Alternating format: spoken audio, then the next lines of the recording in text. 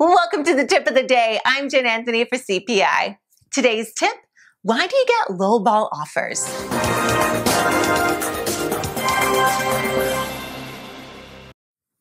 Imagine this. A customer walks into the dealership shopping for a new vehicle. You've done the needs assessment, the product demonstration.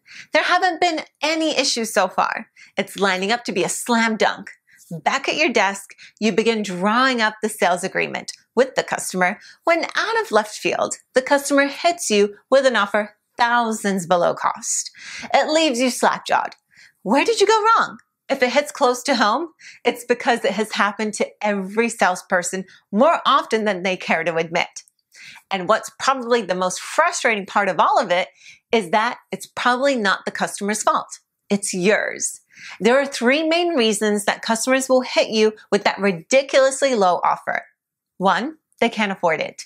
When a customer doesn't think they can afford it, the salesperson, you, haven't correctly performed a needs assessment and a customer profile.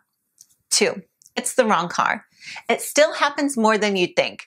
They'll settle for it for the right price, but it's not their fault. You haven't shown them the car they truly need. Or three, they don't think it's worth the money. More often than not, the customer hasn't seen the full value in the car. With a proper product demonstration that hits on the points discovered in a needs assessment, the demo should be spot on. What's your best bet? Apologize for not doing the product demo justice and ask if you can take them through the vehicle's features again. In most cases, it's a problem with value perception. And that's the tip of the day. The best way to avoid the lowball offer in the first place? Follow the sales process, conduct a thorough needs assessment, and build excitement in the product demonstration. Call us today at 212-763-0016 to discover how CPI can help.